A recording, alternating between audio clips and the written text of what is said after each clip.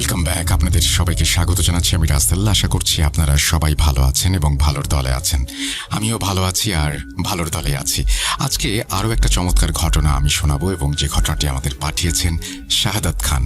শাহাদাত খানের ঘটনা আমরা আগেও পড়েছি এবং আপনারা পছন্দ করেন বলেই আবারও ফিরে এসেছেন তিনি। যেভাবে লেখা আছে আমি সেভাবেই পড়ে শোনাচ্ছি। আসসালামু আলাইকুম রাসেল ভাই, আমি জানি আপনি ভালো আছেন এবং সব সময় ভালোর দলে। আমি শাহাদাত খান, ঠিকানা মুসলিম বাগ, কাঁচা বাজার, কামরাঙ্গীর চর, ঢাকা। এরপরে তিনি তার ফোন নাম্বার শেয়ার করেছেন, যেটা আমি প্রকাশ করছি না। আমি ভূত.কমের একজন অসম্ভব ভক্ত। 2012 সাল থেকে শুনছি।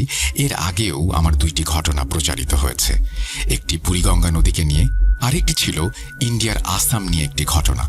যাই হোক, আমি আজকে মূলত যে ঘটনাটি বলতে চাচ্ছি সেই ঘটনাটি আমার সাথে ঘটেনি। ঘটনাটি আমার সংগ্রহ করা, যার কাছ থেকে সংগ্রহ করেছিলাম তার নাম মোহাম্মদ জামিল ভাই। এই ঘটনার ক্ষেত্রে যে নামগুলো উল্লেখ করা হবে সেগুলো সবই ছদ্মনাম। সঙ্গত কারণে তাদের নামগুলো বলা নিষেধ ছিল, তাই বলতে পারছি না। ইমেলটি লেখার ক্ষেত্রে যদি কোনো ভুল ত্রুটি হয়ে থাকে তাহলে ক্ষমা সুন্দর দৃষ্টিতে দেখবেন। বলছেন, জামিল ভাই, গ্রামের নাম আজিমপুর। সবুজ ধানক্ষেত, মাটির সোঁদা গন্ধ আর দিগন্ত জোড়া আকাশ নিয়ে শান্ত ছিমছাম একটি গ্রাম। এই গ্রামেরই এক প্রান্তে বাজারের ঠিক পেছনে বহু পুরনো একটা বটগাছ দাঁড়িয়ে, ডালপালা ছড়িয়ে দিয়ে যেন পুরো এলাকাটাকেই ছায়ার চাদরে ঢেকে রেখেছে। দিনের বেলায় গাছটার নিচে ছোটখাটো বাজার বসে, শিশুরা খেলা করে আর ক্লান্ত পথিকেরা একটু জিরিয়ে নেয়। কিন্তু রাত নামলেই এই বটগাছটাকে ঘিরে তৈরি হয় এক অজানা আতঙ্ক। গ্রামের বয়স্করা বলেন এই গাছের সঙ্গে আছে অশরীরীর দীর্ঘশ্বাস। জামিল আজিমপুর গ্রামেরই ছেলে। সবেমাত্র পড়াশোনা শেষ করে চাকরির খোঁজে ঢাকায় গিয়েছে, কিন্তু শহরের কোলাহল আর যান্ত্রিক জীবন তার ভালো লাগেনি। তাই সবকিছু ছেড়ে ছুড়ে গ্রামে ফিরে এসেছে। বাবার সঙ্গে খেতে কাজ করবে, এটাই জামিলের ইচ্ছা। জামিল আধুনিক মনস্ক, ভূত প্রেত বা অলৌকিক কিছুতে তার বিশ্বাস নেই। গ্রামের মানুষের মুখে বটগাছের গল্প শুনলে সে প্রায়ই হাসত আর বলতো, চাচা, এগুলো কুসংস্কার। রাতের বেলা বাতাসে গাছের পাতা নড়লে এমনিতেই অদ্ভুত শব্দ হয়। সেদিন ছিল শুক্রবার। জুমার নামাজের পর জামিল তার ছোটবেলার বন্ধু রফিকের সঙ্গে চায়ের দোকানে বসে আড্ডা দিচ্ছিল। রফিক গ্রামের স্কুলেই মাস্টারি করে। চায়ের কাপে চুমুক দিতে দিতে রফিক হঠাৎ বলে উঠল, কিরে জামিল, তুই তো এখন গ্রামেই থাকবি ঠিক করেছিস। রাতের বেলা একা একা চলাফেরা করিস, ভয় লাগে না? জামিল ভ্রু কোঁচকে বলল, ভয়? কিসের ভয়? আরে ওই যে বটগাছটা, ইদানিং নাকি আবার উৎপাত শুরু হয়েছে। গত সপ্তাহে করিম চাচা বাজার থেকে ফেরার সময় মাঝরাতে কান্নার শব্দ শুনেছে, সাথে দোয়া পড়ার আওয়াজ। রফিক গলা নামিয়ে ফিসফিস করে বলে। জামিল হেসে ফেলল, ধুর, করিম চাচার বয়স হয়েছে, কানে ভুল শুনেছে হয়তো। আর দোয়া পড়ার আওয়াজ? রাতের বেলা পাশের বাড়ি থেকে সেই দোয়া পড়ার আওয়াজ তো আসতেই পারে। আরে না, চাচা হলপ করে বলেছে আওয়াজটা একদম ওই গাছের নিচ থেকে আসছিল। মনে হচ্ছিল কেউ যেন মাটির নিচ থেকে কাঁদছে আর দোয়া পড়ছে। চাচা তো ভয়ে দৌড় দিয়ে বাড়ি ফিরেছে। এরপর 3 দিন জ্বর। রফিকের চোখে মুখে ছিল স্পষ্ট আতঙ্ক। জামিল চায়ের কাপটা নামিয়ে রাখল। দেখ রফিক, এইগুলো সব মনের ভুল। মানুষ যা বিশ্বাস করে তাই দেখে, তাই শোনে। আমি এসবে বিশ্বাস করি না। তাদের কথার মাঝেই দোকানের বেঞ্চে বসে থাকা বয়স্ক হাশেম চাচা বলে উঠল, বিশ্বাস না কইরা ভুল করতাস। ওই গাছ সাধারণ গাছ না বাজান। ওইখানে এককালে এক মাইয়ারে মাইরা পুঁতা রাখছিল। সেই মাইয়ার রুহি রাতের বেলায় কান্দে। জামিল হাশেম চাচার দিকে তাকিয়ে হাসল, কিন্তু কিছু বলল না। সে জানে গ্রামের বয়স্ক মানুষদের বিশ্বাস টলানো প্রায় অসম্ভব। আড্ডা শেষে সে বাড়ির দিকে রওনা দিল। বাড়ি ফিরতে ফিরতে সন্ধ্যা হয়ে গেল। জামিলের বাবা মসজিদের ইমাম সাহেব। মাগরিবের নামাজ পড়ে তিনি বাড়ি ফিরে জামিলকে বললেন, বাবা, আজ রাতে তোর চাচাতো বোনের বাড়িতে যেতে হবে। ওর ছেলেটার খুব জ্বর, ডাক্তার দেখাতে শহরে নিয়ে যেতে হবে। আমি গেলে ভালো হয়। জামিলের চাচাতো বোনের বাড়ি পাশের গ্রামে, প্রায় 2 কিলোমিটারের পথ। মাঝখানে পড়ে সেই বিশাল ফসলের মাঠ আর বটগাছটা। জামিল বলল, ঠিক আছে বাবা, আমি না হয় গিয়ে খবরটা দিয়ে আসি, ওদের সঙ্গে কথাও বলে আসি। রাত তখন প্রায় 10টা। আকাশে মেঘ থাকায় চাঁদের আলো ছিল না বললেই চলে। জামিল টর্চ লাইট হাতে বেরিয়ে পড়ল।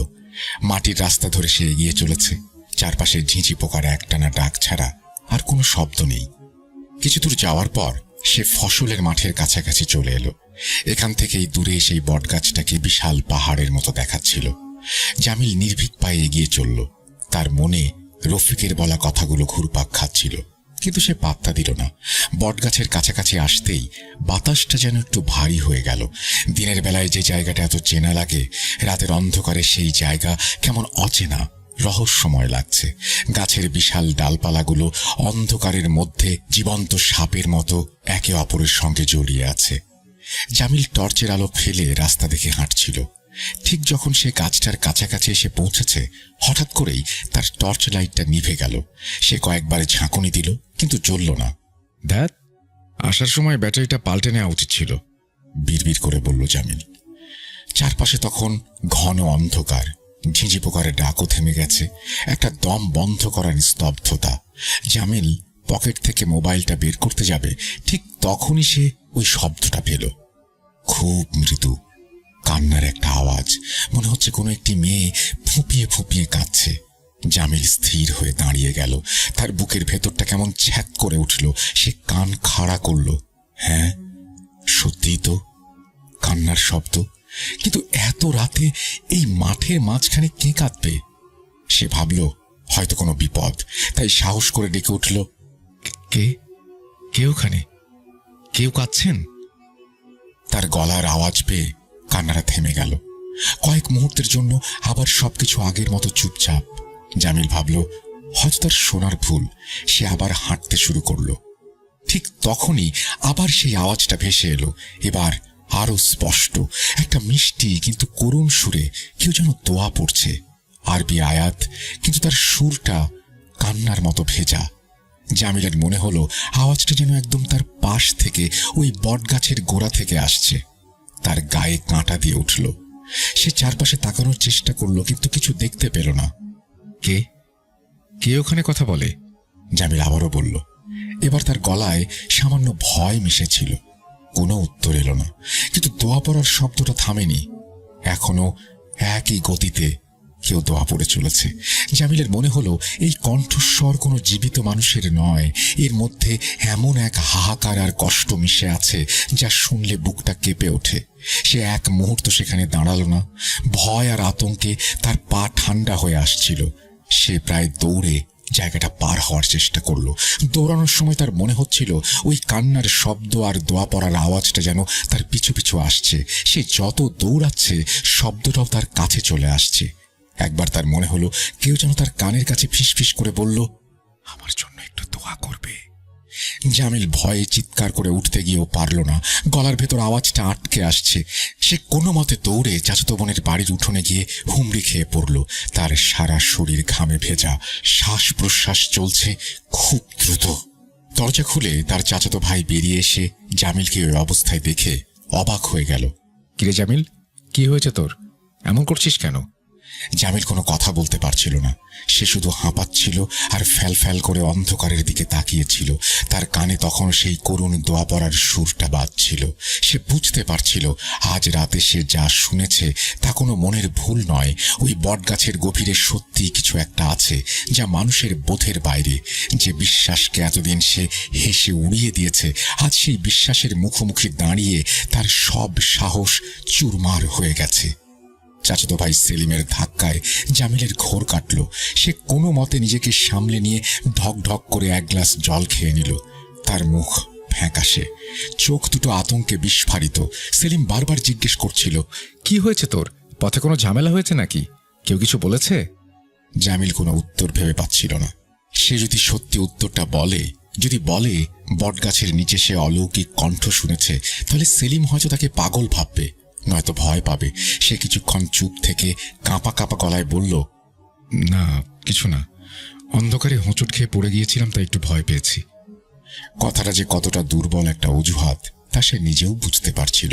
সেলিম পুরোপুরি বিশ্বাস না করলেও আর কিছু জিজ্ঞেস করল না। জামিলকে ঘরে এনে বসালো।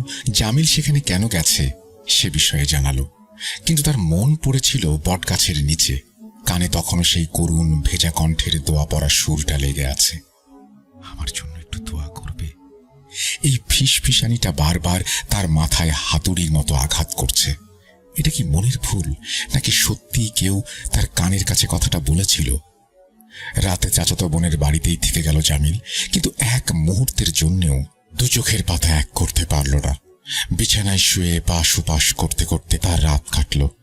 জানালার বাইরে মিশমিশে অন্ধকার আর রাতের নিস্তব্ধতা তার ভয়কে আরো বাড়িয়ে দিচ্ছিল। যতবারই সে চোখ বন্ধ করার চেষ্টা করছিল, ততবারই সেই কান্নার শব্দ আর দোয়া পড়ার দৃশ্যটা চোখের সামনে ভেসে উঠছিল। মনে হচ্ছিল সেই কণ্ঠস্বর যেন তার পিছু ছাড়েনি, এই ঘরের বাইরেই কোথাও অপেক্ষা করছে। পরদিন সকালে জামিল যখন বাড়ি ফিরল, তার অবস্থা দেখে মা চিন্তিত হয়ে পড়লেন। কিরে, তোর চোখ মুখ এমন শুকনো কেন? রাতে ঘুমাসনি? জামিল এড়িয়ে গিয়ে বলল, না মা, এমনি জার্নি করে গেছি তো, তাই হয়তো ক্লান্ত লাগছে। সারাটা দিন জামিল কেমন যেন অন্যমনস্ক হয়ে রইল, কোনো কিছুতেই তার মন বসাতে পারছিল না। বিকেলে রফিক এলো তাদের বাড়িতে। জামিলকে দেখেই সে অবাক হয়ে গেল। কি ব্যাপার, তোর এই অবস্থা কেন? তোকে তো অসুস্থ মনে হচ্ছে। জামিল আর নিজেকে ধরে রাখতে পারল না। সে রফিককে এক পাশে টেনে নিয়ে গেল, গতরাতের পুরো ঘটনা খুলে বলল। টর্চ নিভে যাওয়া থেকে শুরু করে কান্নার শব্দ, দোয়া পড়া এবং সবশেষে সেই গা ছমছমে ফিসফিসানির কথা, সবকিছু। সব শুনে রফিকের মুখটা ভয়ে সাদা হয়ে গেল। সে ঢোক গিলে বলল, আমি তোকে আগেই বলেছিলাম এই জায়গাটা ভালো না, তুই বিশ্বাস করিসনি। এখন কি করবি? জামিল হতাশ গলায় বলল, আমি নিজেই বুঝতে পারছি না কি করব। আমার মাথা কাজ করছে না। একদিকে ভয় লাগছে, অন্যদিকে মানতে চাইছে না মন। মনে হচ্ছে এর পেছনে নিশ্চয়ই কোনো কারণ আছে। ওই কণ্ঠস্বরে এত কষ্ট ছিল রফিক, মনে হচ্ছিল কেউ যেন বছরের পর বছর ধরে সাহায্য চাইছে। আরে রাখ তোর কারণ, তুই অমুখ হবি না ব্যাস। হাশেম চাচা যা বলেছিল হয়তো সত্যি, কোনো অতৃপ্ত আত্মা হবে। কিন্তু জামিলের মন থেকে ব্যাপারটা কিছুতেই যাচ্ছিল না। ভয়কে ছাপিয়ে তার মনে এক ধরনের জেদ আর কৌতূহল জন্ম নিচ্ছিল। কে ছিল সেই মেয়েটি? কেন সে কাঁদে? কেনই বা দোয়া পড়ে? আর কেনই বা তার কাছে দোয়া চাইল? এই প্রশ্নগুলো তাকে ভেতর থেকে কুড়ে কুড়ে খাচ্ছিল। সে ঠিক করল এর শেষ দেখেই ছাড়বে। পরের কয়েকটা দিন জামিল গ্রামের বয়স্ক মানুষদের সঙ্গে কথা বলে বিষয়টা নিয়ে আরো জানার চেষ্টা করল। অনেকেই বটগাছটাকে এড়িয়ে চলে, কেউ নির্দিষ্ট করে কিছু বলতে পারে না। সবাই শুধু এটুকু জানে যে জায়গাটা খারাপ। একদিন সন্ধ্যায় সে আবার হাশেম চাচার সঙ্গে দেখা করল। চাচার চায়ের দোকানে বসে সে সরাসরি জিজ্ঞেস করল, চাচা, আপনি সেদিন বলছিলেন ওই বটগাছটার নিচে নাকি একটা মেয়েকে পুঁতে রাখা হয়েছে, ঘটনাটা কি খুলে বলবেন? হাশেম চাচা কিছুক্ষণ জামিলের মুখের দিকে তাকিয়ে রইলেন। তারপর একটা দীর্ঘশ্বাস ফেলে বললেন, এইটা অনেক আগের কথা বাজান, তোমার জন্ম তখন হয় নাই। এই গ্রামে এক মেয়ে ছিল, তার নাম আমিনা। রূপে গুণে লক্ষ্মী একটা মাইয়া। বড়লোকের ঘরে বিয়া হয়েছিল, কিন্তু কপালে সুখ সইল না। চাচার কথা বলার ভঙ্গিতে জামিল মন্ত্রমুগ্ধের মতো শুনছিল। আমিনারে তার স্বামী খুব ভালোবাসত, কিন্তু তার শাশুড়ি আর ননদরা সাক্ষাৎ জম। সারাদিন মাইয়াটার উপরে অত্যাচার করত। একদিন কি নিয়ে জানে ঝগড়া লাগলো, আর তারা সবাই মিলে আমিনারে এমন মার মারল, মাইয়াটা মইরাই গেল। তারপর জানাজানি হওয়ার ভয়ে রাতের অন্ধকারে ওই বটগাছটার নিচে লাশটা পুঁতা রাখলো। হাশেম চাচার গলাটা ধরে এলো। জামিলের বুকের ভেতরটা ধক করে উঠল। সে জিজ্ঞেস করল, তারপর কেউ কিছু জানতে পারল না? বিচার হলো না? হাশেম চাচা একটা দীর্ঘশ্বাস ফেলে বললেন, টাকা থাকলে কিছুই লাগে না রে বাজান। তারা টাকা দিয়াই মুখ বন্ধ কইরা দিল, প্রচার কইরা দিল আমি না অসুখে মারা গেছে। তার স্বামীটা পাগল প্রায় হইয়া গেছিল, কিন্তু শ্বশুর বাড়ির ভয়ে কিছু কইতে পারে নাই। কিছুদিন পর সেও চইলা গেল। এরপর থেকেই ওই বট গাছটারে নিয়ে নানা কথা শোনা যায়। মানুষ বলা বলি করে আমিনার রুহু শান্তি পায় নাই। সেই রাইতের বেলা কান্দে, নিজের মুক্তির জন্য দোয়া পড়ে, আরো কত কি। সব শুনে জামিলের শরীরটা কেমন যেন শিউরে উঠল। তাহলে সেদিনের কণ্ঠটা আমিনারই ছিল? একটা অসহায় নির্যাতিত মেয়ের আত্মা বিচার না পেয়ে বছরের পর বছর কাঁদছে। ভাবতেই তার ভেতরটা মোচড় দিয়ে উঠল। ভয়টা এখন আর ভয় নেই, সেটা রূপান্তরিত হয়েছে এক গভীর সহানুভূতিতে। জামিল সিদ্ধান্ত নিল সে আবার ওই জায়গায় যাবে, এবার ভয় পেতে নয়, বরং সত্যটা জানতে। সে রফিককে সবকিছু খুলে বলল এবং তাকে সঙ্গে যেতে অনুরোধ করল। রফিক প্রথমে রাজি না হলেও বন্ধুর জেদের কাছে হার মানল। ঠিক হলো পরের অমাবস্যার রাতে তারা দুইজন একসঙ্গে বটগাছের নিচে যাবে। সেই প্রতীক্ষিত রাত এলো। অমাবস্যার রাত হওয়ায় অন্ধকারটা ছিল বেশি গাঢ় আর রহস্যময়। জামিল আর রফিক প্রায় রাত 12টার দিকে বাড়ি থেকে বের হলো। জামিলের হাতে একটা শক্তিশালী টর্চ আর রফিকের হাতে একটা লাঠি। দুজনের মনেই চাপা উত্তেজনা আর ভয়। তারা যখন বটগাছের কাছাকাছি পৌঁছালো, চারপাশের নিস্তব্ধতা আরো প্রকট হয়ে উঠল। ঝিঝি পোকারের ডাকও শোনা যাচ্ছে না, বাতাস পুরোপুরি থেমে গেছে, গাছের একটা পাতাও নড়ছে না। এই অস্বাভাবিক নীরবতাটাই যেন সবচেয়ে বেশি ভয়ঙ্কর। জামিল টর্চের আলো ফেলে গাছের গুড়ির দিকে এগিয়ে গেল। রফিক তার পেছনে গা ঘেঁষে হাঁটছিল, তার হাত পা ঠান্ডা হয়ে আসছিল। তারা গাছের ঠিক নিচে এসে দাঁড়ালো। কয়েক মুহূর্ত কাটলো, কিন্তু কিছুই ঘটল না। রফিক ফিস ফিস করে বলল, চল ফিরা যাই, এখানে কিছু নাই। জামিল তাকে ইশারায় চুপ করতে বলল। কান পেতে কিছু শোনার চেষ্টা করছিল। হঠাৎ করেই বাতাসটা আবার ভারী হয়ে উঠল। একটা হিম শীতল স্রোত যেন তাদের পাশ দিয়ে বয়ে গেল। রফিক ভয়ে জামিলের হাতটা খামচে ধরল, আর ঠিক তখনই তারা শব্দটা শুনতে পেল। সেই একই রকম ফুঁপিয়ে কান্নার শব্দ, খুব কাছ থেকে, যেন তাদের হাত দুয়েক দূর থেকে আসছে।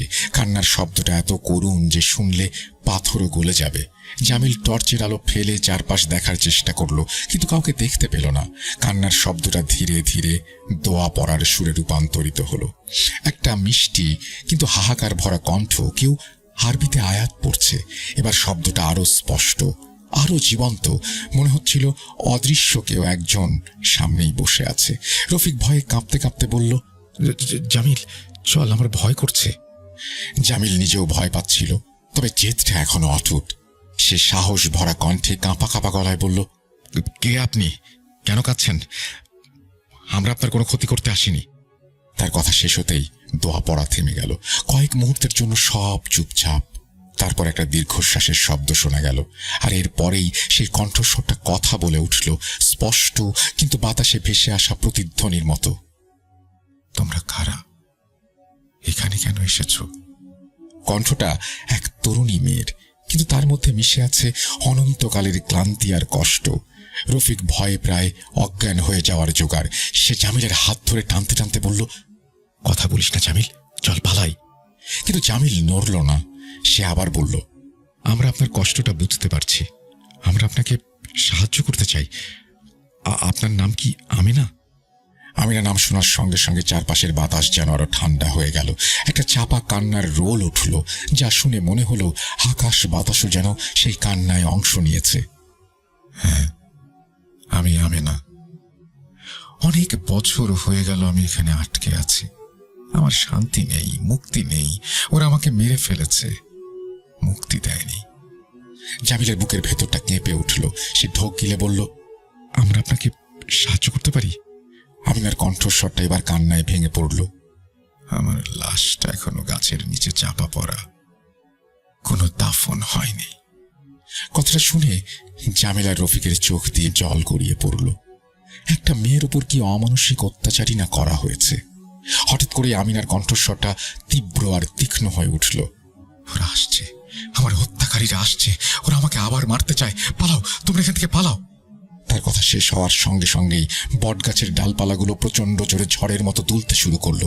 একটা অশুভ শক্তি যেন পুরো এলাকাটা গ্রাস করে ফেলেছে। জামিল আর রফিক দেখল অন্ধকারের মধ্যে কয়েকটা ছায়ামূর্তি তাদের দিকে এগিয়ে আসছে। তাদের চোখগুলো আগুনের মতো জ্বলছে। আমিনার আত্মচিৎকারে আকাশ বাতাস ভারী হয়ে উঠল। ওরা আমাকে ছাড়বে না। জামিল আর রফিক বুঝতে পারল তারা এক ভয়ঙ্কর বিপদের মধ্যে জড়িয়ে গেছে। এটা শুধু অতৃপ্ত আত্মার গল্প নয়, এর পেছনে লুকিয়ে আছে আরো গভীর কোনো রহস্য, আরো ভয়ঙ্কর কোনো শক্তি।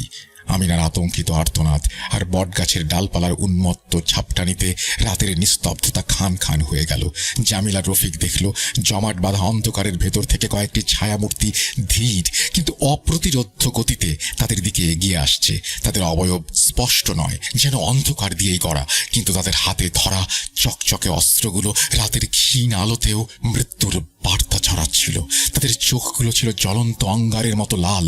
সেই দৃষ্টিতে কোনো মানবতা ছিল না, ছিল শুধু আদিম পাশবিক হিংস্রতা। জামিল, পালা! রফিক ভয় চিৎকার করে উঠল। তার শরীর অসাড় হয়ে আসছিল, কিন্তু বাঁচার প্রবৃত্তি তাকে টেনে হিঁচড়ে পেছনে সরাতে চাইছিল। কিন্তু জামিল নড়ল না। তার পা যেন মাটিতে গেঁথে গেছে। ভয় নয়, এক অদ্ভুত ঘোরের মধ্যে ডুবে যাচ্ছিল সে। আমিনার কণ্ঠস্বর, তার কাঁকুতি, তার কষ্ট সবকিছু মিলে মিশে তার চেতনায় এমনভাবে আঘাত করছে যে সে এখন আর শুধু নীরব দর্শক নয়, এই ঘটনার অংশ হয়ে গেছে। তার মনে হচ্ছিল সে যদি এখন পালিয়ে যায় তাহলে আমিনার আত্মা চিরকালের জন্য এই নরকে বন্দী হয়ে যাবে। ওরা কারা? জামিল কাঁপা কাঁপা গলায় আমিনার উদ্দেশ্যে বলল। আমিনার কণ্ঠস্বর এবার ভয়ে আর ঘৃণায় কাঁপছিল। ওরাই আমার হত্যাকারী, আমার শাশুড়ি আর ননদ। মৃত্যুর পরে ওরা আমাকে পাহারা দেয় যাতে আমি কারো কাছে সত্যিটা বলতে না পারি। ছায়ামূর্তিগুলো আরো কাছে চলে এলো। তাদের চলার কোনো শক্তি নেই, যা পরিস্থিতিকে আরো ভয়ঙ্কর করে তুলছিল। রফিক আর সহ্য করতে পারল না। সে জামিলের হাত ধরে পাগলের মতো টানতে টানতে বলল, তোর কি মাথা খারাপ হয়েছে? চল বলছি, এগুলো মানুষ না, এগুলো শয়তান। ঠিক সেই মুহূর্তে সবচেয়ে সামনের ছায়া মূর্তিটা তাদের দিকে এগিয়ে এলো। তার লাল চোখ দুটো সরাসরি জামিলের দিকে নিবদ্ধ। কিন্তু তখনই ঘটল এক অবিশ্বাস্য ঘটনা। বটগাছের সবচেয়ে মোটা ডালটা যেন জীবন্ত হয়ে উঠল। মড়মড় শব্দ করে সেটা নিচে নেমে এসে সপাটে আঘাত করলো ছায়া মূর্তিটাকে। বাকি ছায়া মূর্তিগুলো থমকে দাঁড়ালো, যেন এই আক্রমণে তারা হতবাক। বটগাছটা যেন আমিনার ক্রোধকে নিজের মধ্যে ধারণ করে জেগে উঠেছে।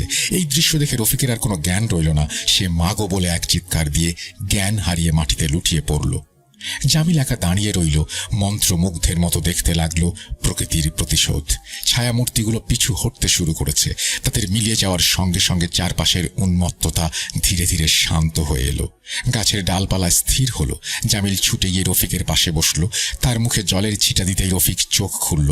সে উঠে বসেই আতঙ্কিত চোখে চারপাশে তাকাতে লাগলো। ওরা কই? চলে গেছে? জামিল শান্ত গলায় বলল, আপাতত ভয় কেটে গেছে। তারা দুজনেই কিছুক্ষণ চুপ থেকে বসে রইল। জামিল উঠে দাঁড়িয়ে বটগাছের গুড়ির দিকে তাকিয়ে বলল, আমিনা, আপনি কি শুনতে পারছেন? আমরা আপনাকে কথা দিচ্ছি, আপনার মুক্তির ব্যবস্থা করব আমরা। আগামীকাল সকালেই আমরা গ্রামের সবাইকে এখানে নিয়ে আসব। কোনো উত্তর এলো না। শুধু একটা শীতল বাতাস তাদের আলতো করে ছুঁয়ে গেল, যেন আমিনা তার সম্মতি জানিয়ে গেল।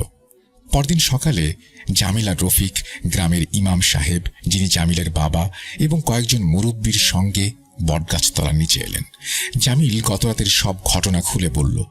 প্রথমে কেউ বিশ্বাস করতে পারছিল না, কিন্তু জামিলের চোখের সততা আর রফিকের ফ্যাকাশে আতঙ্কিত মুখ দেখে তারা বিষয়টা হেসে উড়িয়ে দিতে পারল না। বিশেষ করে হাসিম চাচার বলা পুরো কাহিনীর সঙ্গে জামিলের অভিজ্ঞতাটা পুরোপুরি মিলে গেল। জামিলের বাবা একজন ধার্মিক ও জ্ঞানী মানুষ। কিছুক্ষণ চিন্তা করে বললেন, যদি একটা আত্মার মুক্তির জন্য এই কাজটা করতে হয় তাহলে সেটা করাই উচিত।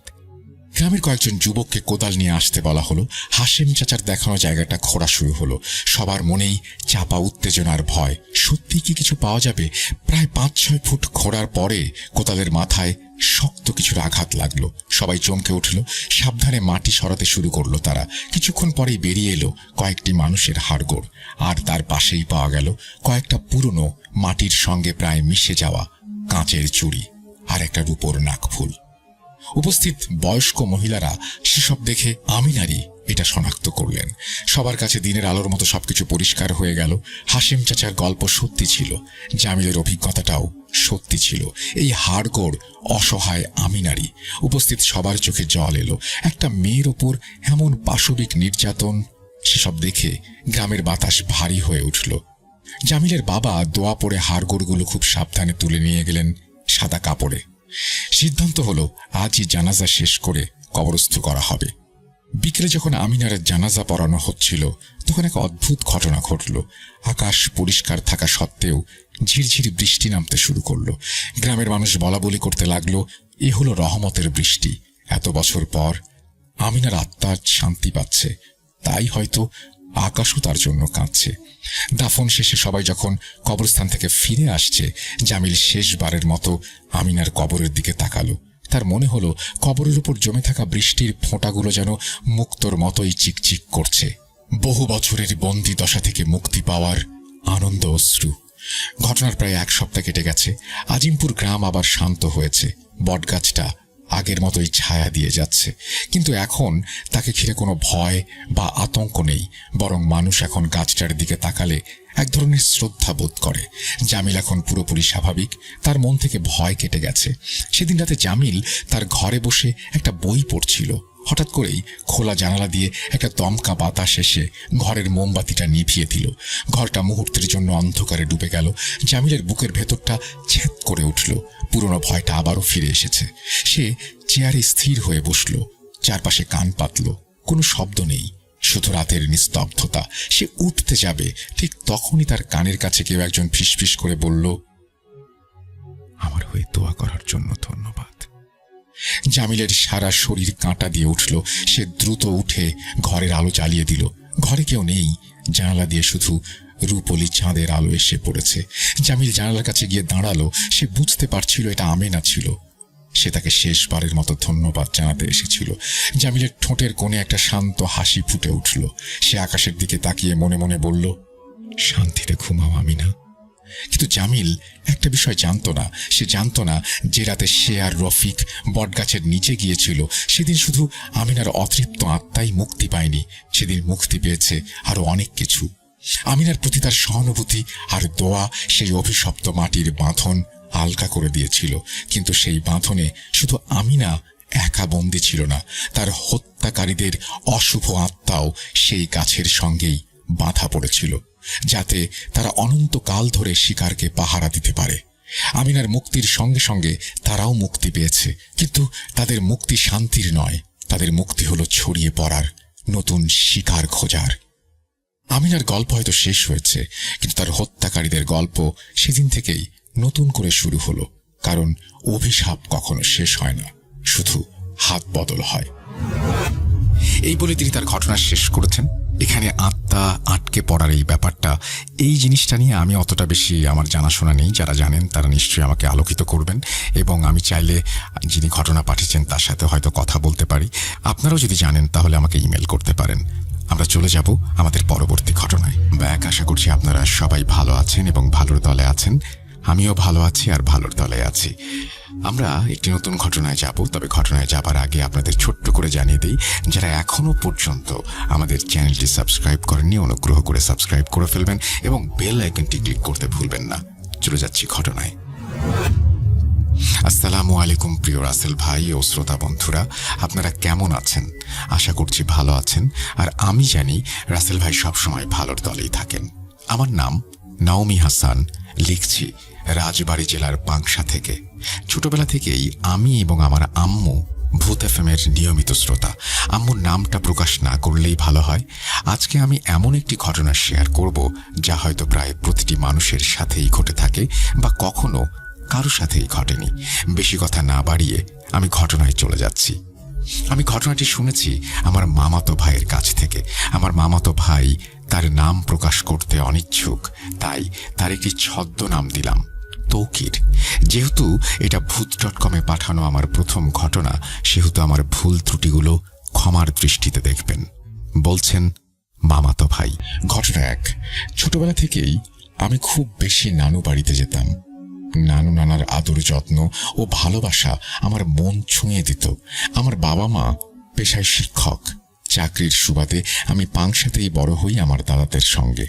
তাই যখন অনেক দিন পর নানু বাড়িতে যেতাম তখন খুশিতে মন ভরে উঠত। মনের মধ্যে এক অদ্ভুত অন্যরকম ভালো লাগা কাজ করত। আমার 3 মামা, বড় মামার 2 ছেলে ও 1 মেয়ে, মেছো মামার 2 ছেলে আর ছোট মামার 1 ছেলে ও 1 মেয়ে।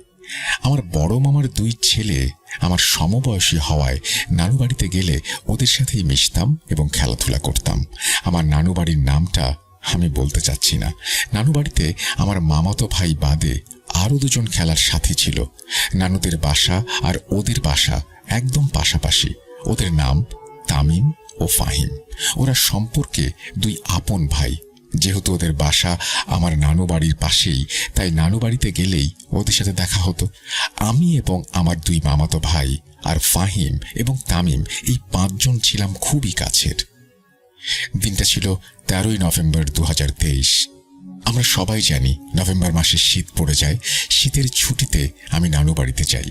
প্রতিবার আমার সঙ্গে আম্মু এবং আব্বু আর আমার ছোট ভাই গেলেও সেবার তারা 3 জনের কেউই যায়নি, কারণ আমার ছোট ভাই খুব অসুস্থ ছিল। পাংশা থেকে আমার নানু বাড়ির দূরত্ব প্রায় 30 কিলোমিটারের মতো। সেবার সাহস করে একাই গিয়েছিলাম, কিন্তু দুঃখের বিষয় হলো তখন আমার নানা নানি কেউ বেঁচে ছিলেন না। বাসায় 3 মামাই থাকতো এবং তাদের ছেলে মেয়ে, কিন্তু তারপরেও আমার মামা মামি তাদের আদরের কোনো কমতি রাখেননি। ঘটনা 3, মামা বাড়িতে যাওয়ার 2-3 দিন পরেই ফাহিম এবং তামিমের সাথে দেখা হলো। আগে হয়নি, কারণ তারা তাদের খালা বাড়িতে ঘুরতে গিয়েছিল। যেহেতু অনেক দিন পর দেখা হলো, তাই ওদের সাথে জমিয়ে আড্ডা দিচ্ছিলাম। সাথে 2 মামাতো ভাইও ছিল। হঠাৎ একদিন তামিম পরিকল্পনা করলো যে তারা ঘুরতে যাবে, সাথে আমাকেও নিয়ে যাবে। আমাদের নানু বাড়ি যে এলাকাতে অবস্থিত, সেই এলাকা থেকে বেশ কিছুটা দূরে একটি বিল আছে, আর সেই বিলে যাওয়ার পরিকল্পনাই করেছিল ফাহিম এবং তামিম। কিন্তু দুর্ভাগ্যবশত টানা বেশ কিছুদিন ওদের সাথে রাত জেগে বাইরে আড্ডা দেওয়ার কারণে আমার খুব ঠান্ডা লাগে এবং অসুস্থ হয়ে যাই। তাই আমি আর ওদের সাথে যেতে পারছিলাম না। আমি বেশ অসুস্থ থাকার কারণে আমার 2 মামাতো ভাইও যেতে অনিচ্ছুক। কিন্তু ফাহিম এবং তামিম ছিল কিছুটা জেদি প্রকৃতির, তাই তারা সিদ্ধান্ত নিল তারা 2 জন মিলেই বিলে যাবে। যেদিন তামিম এবং ফাহিম সেই বিলে গিয়েছিল, ওই দিন ওদের সাথে কথা হয়নি। পরের দিন সকালে হঠাৎ ঘুম থেকে উঠে শুনি ফাহিম আর আমাদের মাঝে নেই। তামিমের অবস্থা খুবই খারাপ, সে হসপিটালে ভর্তি।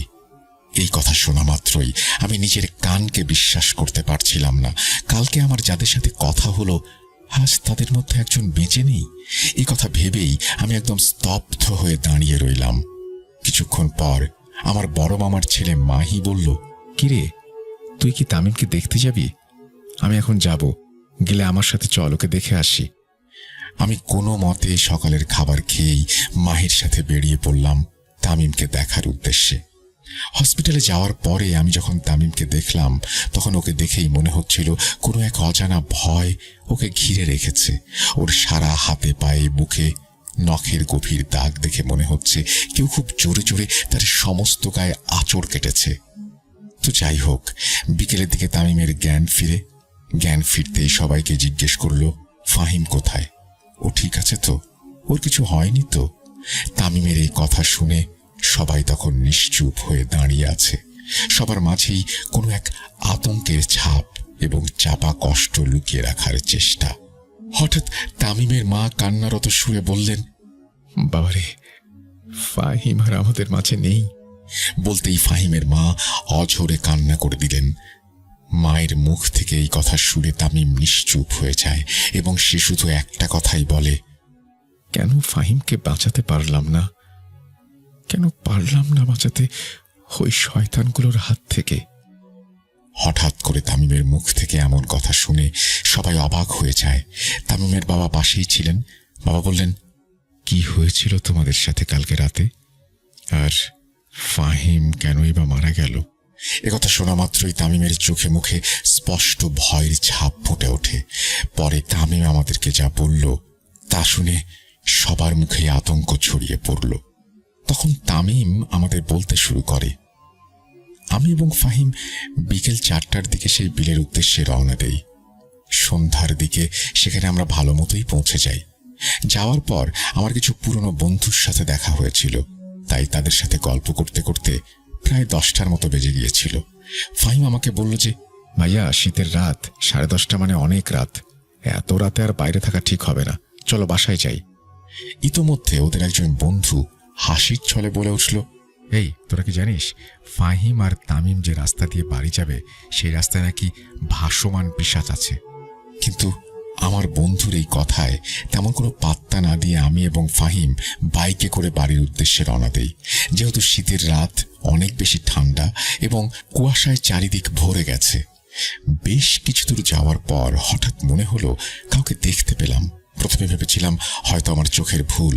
পরে পেছন থেকে ফাহিম আমাকে বলল, ভাইয়া, ওরা কারা এত রাতে এভাবে সামনে দাঁড়িয়ে আছে? আমি কোনো কথার জবাব না দিয়ে বাইক চালাতে লাগলাম। প্রায় 30 সেকেন্ড বাইক চালিয়ে সেই অদ্ভুত ছায়া দুটির কাছে গিয়ে দেখলাম এটা কোনো মানুষ নয়, মস্ত বড় দুটো অবয়ব। এদের চোখ ছিল লাল বর্ণের। হঠাৎ করে আমি বলি, কে ওখানে? তোমরা যেই হও না কেন, আমাদের রাস্তা ছাড়ো। আমাদের আশেপাশের বাতাস ততক্ষণে ভারী হয়ে উঠেছে। মনে হচ্ছিল অন্ধকারের মধ্যেই গভীর অন্ধকারে ডুবে যাচ্ছি আমি আর আমার ভাই। আমার এই কথা শোনা মাত্রই অবয়ব দুটি রাগে কটমট করতে লাগলো এবং আমাদের বলল, আমরা নাকি আজ বাঁচব না। এই কথা শোনা মাত্রই আমার ভাই ফোন বের করে সেই অবয়ব দুটির ছবি তুলতে গেল। যেই ছবি তুলতে যাবে হুট করে চোখের পলকে একটি অবয়ব আমার ভাইয়ের ঘাড় ধরে বাইক থেকে সজোরে ধাক্কা দিয়ে ছুঁড়ে ফেলল দূরে।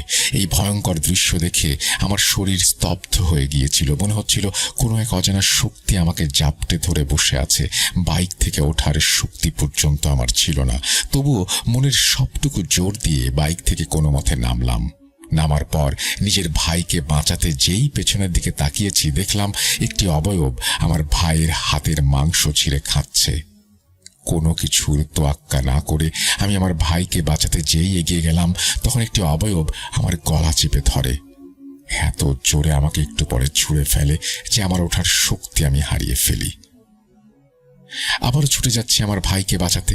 হঠাৎ পেছন থেকে সেই অবয়বটি আমার পিঠে সজোরে আঘাত করে। তারপরে কি হয়েছিল, কিভাবে আমি এখানে এলাম, কিচ্ছু মনে নেই। তখন তামিমের বাবা তামিমকে বলল, সকালে কিছু জেলে সেই বিলে মাছ ধরতে যাওয়ার সময় তোমাকে আর ফাহিমকে পায়। তারা ফাহিমের ওই অর্ধেক খাওয়ার শরীর দেখেই বুঝতে পেরেছিল সে আর বেঁচে নেই। ফাহিমের সেই বিভৎস লাশের দৃশ্য আজও মনে পড়লে কেমন যেন বুকের ভেতরটা কেঁপে ওঠে। এই ছিল আমার মামাতো ভাইয়ের বলা আজকের ঘটনা। জানি না ঘটনাটা আপনাদের কতটা ভালো লাগবে এবং নিজে কতটা গুছিয়ে লিখতে পেরেছি। যাই হোক, ঘটনাটি সিলেক্টেড হলে অবশ্যই জানাবেন। এই বলেই তিনি তার ঘটনা শেষ করেছেন। আশা করছি ঘটনাটি আপনাদের ভালো লেগেছে। যদি ভালো লাগে অবশ্যই আমাদের জানাবেন। আমরা চলে যাব আমাদের পরবর্তী ঘটনায়। Welcome back. আপনাদের সবাইকে স্বাগত জানাচ্ছি আমি রাসেল। আশা করছি আপনারা সবাই ভালো আছেন এবং ভালোর তলে আছেন। আমিও ভালো আছি আর ভালোর তলে আছি। যেভাবে লেখা আছে আমি সেভাবেই পড়ে শোনাচ্ছি। আসসালামু আলাইকুম রাসেল ভাই, শুরুতেই আপনি এবং আপনার ভিউয়ার্সদের সুস্থতা কামনা করছি। আমি জিহাদ আলী বলছি, পাবনা জেলার চাটমোহর উপজেলা থেকে। আমি আপনার ভূত.কমের একজন নিয়মিত লিসেনার। ভূত.কম শোনা আমার এক প্রকার নেশায় পরিণত হয়ে গেছে। হয়তো লিখে কখনো বোঝাতে পারবো না কতটুকু ভালোবাসি। আমি আজকে একটি বাস্তব ভৌতিক ঘটনা লিখতে চলেছি। ভালো লাগলে পড়ে শোনাবেন ঘটনাটি। ঘটনাটি সংগ্রহ করেছি আমার এলাকার এক দাদুর কাছ থেকে, আর দাদু ছোটবেলায় তার দাদুর কাছে শুনেছে এই ঘটনাটি। তো বেশি কথা না বলে সরাসরি ঘটনায় চলে যাই। ঘটনাটি মূলত ব্রিটিশ শাসন আমলে। সালটা দাদু ঠিক বলতে পারেননি। গ্রামের সহজ সরল মানুষ এখনো যেমন বলে যে নতুন নতুন বিয়ে করলে মাস 6 রাতে বাড়ির বাইরে চলাফেরা কম করতে, তা না হলে খারাপ কিছু আসর করতে পারে, এতে জীবনে মৃত্যুর ঝুঁকি রয়েছে। ব্রিটিশ শাসন আমলেও গ্রামের মানুষ এই রকম বিশ্বাস করত। তখন গ্রামের এক লোক নতুন বিয়ে করেছে। লোকটি একটু ডানপিটে স্বভাবের। এসব ভূত প্রেত জিন এগুলো বিশ্বাস করত না। তার বাড়ির আত্মীয় স্বজন তাকে বলেছে, নতুন নতুন বিয়ে করেছিস, আপাতত 6 মাস খানেক রাতের বেলায় ঘোরাঘুরি কম করিস। সে তার আত্মীয় স্বজনদের কথা শোনে না। নতুন বউকে ঘরে রেখে বন্ধুদের সাথে আড্ডা মারতে যায়। বাড়িতে আসতে আসতে প্রতিদিন অনেক রাত হয়ে যায়। একদিন সে তার নতুন বউকে বাড়িতে রেখে বন্ধুদের সাথে আড্ডা দিতে যায়। ঠিক সেই সময় রাতের বেলা আকাশ কালো মেঘের আবরণে ঢেকে যায়। শুরু হয় তুমুল ঝড় বৃষ্টি। ওই লোকটি তখন বাড়িতে না গিয়ে তার এক বন্ধুর বাড়িতে বৃষ্টির প্রহর গুনতে থাকে। কখন বৃষ্টি ছাড়বে, বাড়িতে যাব। হঠাৎ করে রাত 1:30টার দিকে ঝড় বৃষ্টি একটু কমে যায়। সে তার বন্ধুকে বলতে লাগলো, আমি বাড়িতে চলে যাই, তা নাহলে আবার কখন বৃষ্টি আসবে। সেদিন তার বন্ধুর বাড়িতে তেলের পিঠা বানানো হচ্ছিল। তার বন্ধু তাকে কয়েকটি তেলের পিঠা দেয় এবং বলে, ভাবিকে গিয়ে দিস, অন্ধকার রাতে বাড়িতে যেতে সমস্যা হবে। এজন্য তার বন্ধু বলে, আজকে অনেক ঝড় বৃষ্টি হয়েছে, আমার বাড়িতে একটা হ্যারিকেন আছে, তুই নিয়ে যা। মেঘে ঢাকা আকাশ, সে কয়েকটি তেলের পিঠা এবং হ্যারিকেনটা নিয়ে তার বাড়ির দিকে চলতে থাকে। তার বন্ধু কিছু দূর অবশ্য তাকে এগিয়েও দেয়। তার বন্ধু বিদায় নেবার আগে তাকে বলে, দেখে শুনে ভালোভাবে যাস, বিলের এই রাস্তাটা কিন্তু খুব খারাপ, অনেক মানুষ ভয় পেয়ে মারাও গেছে। কিন্তু সে ছিল অনেক ডানপিটে স্বভাবের। জিন ভূত এগুলোতে তার কোনো বিশ্বাসই ছিল না। তাকে এখন তার বাড়িতে পৌঁছাতে হলে বিলের মধ্য দিয়ে একটা গ্রামের সরু মাটির পথ পাড়ি দিতে হবে। সে হ্যারিকেনের আলোয় বৃষ্টি ভেজা রাস্তায় পা টিপে টিপে এগোতে লাগলো। আকাশে অনেক মেঘ, মাঝে মধ্যেই বিদ্যুৎ চমকে চমকে উঠছে, পুরো বিলটা আলোময় হয়ে উঠছে তখন। এদিকে রাস্তার মাঝপথে গিয়ে তার মনে হতে লাগলো যে যখনই সে সামনে এগোচ্ছে তার সাথে সাথে রাস্তার পাশ দিয়ে ঝোপের আড়ালে কিছু একটা এগোচ্ছে। সে আবারও কিছু মনে না করে সামনে এগোতে লাগলো। হঠাৎ বিদ্যুৎ চমকানোর আলোতে সে দেখতে পেল মাটির সেই রাস্তার ওপর একটু দূরে কি যেন একটা পড়ে আছে। সে ভাবতে লাগলো অনেক ঝড় বৃষ্টি হয়েছে, হয়তো কোনো গাছ ঝড়ে রাস্তার ওপরে পড়ে গেছে। সে সামনের দিকে এগোতে লাগলো। যতই সামনে এগোচ্ছে তার মাথায় নানান রকমের চিন্তা ভাবনা ঘুরপাক খাচ্ছে। কি হতে পারে জিনিসটা? বিলের এই রাস্তার পাশে তো কোনো গাছ নেই, তাহলে ঝড়ে তো রাস্তার ওপর কোনো গাছ পড়ার কথাই না। সে রাস্তার ওপর পড়ে থাকা জিনিসটার কাছাকাছি এসেই দেখতে পেল কাফনে মোড়ানো একটি লাশ রাস্তার ওপরে আড়াআড়ি ভাবে পড়ে আছে। তৎক্ষণাৎ এটা দেখে তার মেরুদণ্ড দিয়ে ঠান্ডা শিরশিরে একটা স্রোত বয়ে গেল। পুরো শরীর যেন তার ঠান্ডায় কাঠ হয়ে গেল। শরীর এত ভার হয়ে গেল সে একটি ধাপও সামনে এগোতে পারছে না। তখন সে ভাবতে লাগলো, এখানে কাফনে মোড়ানো লাশ আসলো কিভাবে? নাকি ঝড়ের সময় ঝড় দেখে কেউ লাশটি এখানে ফেলে চলে গেছে? লোকটি বলতে লাগলো, আশেপাশে কি কেউ আছে? তার গলা দিয়ে কোনো প্রকারের শব্দ বের হচ্ছে না, চারিদিকে শুধু ঝিঝি পোকার শব্দ। হঠাৎ রাস্তার পাশের ঝোপটা নড়ে উঠল। হ্যারিকেনের আলো সেদিকে ধরে দেখলে সে দেখতে পেল কিছুই নেই। তখন ভাবতে লাগলো, কে যে রাস্তার মাঝে এরকম ভাবে লাশটাকে ফেলে চলে গেছে? চারিদিকে যা শেয়ালের উৎপাত। লোকটি তখন রাস্তার থেকে নিচে নেমে লাশটি পার করে আবার রাস্তায় ওঠে। হ্যারিকেনের আলোয় হাঁটতে থাকে। কিছু দূর সামনে গিয়ে দেখতে পেল রাস্তার পাশে ঝোপের মধ্যে কেউ বসে আছে। তখন সে বলে উঠল, কে ওখানে? কোনো সারা শব্দ নেই। আবার বলতে লাগলো, কথা বলছো না কেন? কে ওখানে? কথা শোনো না নাকি? তখন ঝোপের আড়ালে থাকা সেই জিনিসটা ঘাড় ঘুরিয়ে তার দিকে তাকায়। লোকটি সেই জিনিসটা দেখে আরো যেন ঠান্ডায় কাঠ হয়ে গেল। তখন সেই লোকটা ভাবতে লাগলো, এতদিন ধরে এই রাস্তায় চলাচল করি, কোনোদিন কোনো অস্বাভাবিক কিছু দেখিনি, আর আজ রাস্তার মাঝে এরকম অস্বাভাবিক জিনিস আসছে। তখন ঝোপের আড়ালে থাকা সেই জিনিসটা তার দিকে এগিয়ে এলো। তার পিঠের দিকে ইঙ্গিত করতে থাকে সে। ওই জিনিসটা নাকি দেখতে কিছুটা মানুষের মতো। পরনে তার পা থেকে কাঁধ পর্যন্ত কালো রঙের কাপড়। চেহারা দেখতে মানুষের মতো হলেও দুই চোয়ালে একটুও মাংস নেই, শুধু চামড়া যেন। হাত পায়ের নখগুলো বড় বড়। সেই জিনিসটার শরীরের যে অংশটুকু দেখা যাচ্ছিল সব জায়গায় বড় বড় লোমে ভরা। চোখগুলো একেবারে যেন কোটরের মধ্যে ভরা। সেই লোকটার কাছে গিয়ে সে পিঠা চাইতে লাগলো। লোকটি ভাবলো কোনো পাগল হবে হয়তো। এটা ভেবে লোকটি তাকে পিঠা দেয়। সে আবারও সামনের দিকে এগোতে থাকে। কিছু দূর সামনে এগিয়ে আবারও সেই পাগলটাকে দেখতে পায়। এবার তো লোকটা রীতিমতো ভয় পেয়ে যায়। কিরে, এই তো কেবলমাত্র পাগলটাকে ছাড়িয়ে আসলাম, এই পাগল আবার আমার সামনে আসলো কিভাবে? তখন পাগলটা ওই লোকটির থেকে একটু দূরে ছিল। ওই দূর থেকে হাত বাড়িয়ে দিয়ে আবারও সে পিঠা চাইতে লাগলো। এইবার পাগলটার চোখ কোটরের ভেতর থেকে যেন আগুনের মতো জ্বলজ্বল করে উঠল। এটা দেখে দ্বিতীয়বারের জন্য তার মেরুদণ্ড দিয়ে ঠান্ডা বরফের স্রোত বয়ে গেল। ততক্ষণে লোকটি গ্রামের সরু পথ শেষ করে তার কাছাকাছি চলে এসেছে। এরকম ভয়ঙ্কর দৃশ্য দেখে হ্যারিকেন ও পিঠা রাস্তায় ফেলে সে দৌড়াতে লাগলো। দৌড়াতে দৌড়াতে তার বাড়িতে এসে গেল। তার ঘরের দরজা খোলার জন্য তার স্ত্রীকে সে ডাকলো। তার স্ত্রী তো গভীর ঘুমে অচেতন।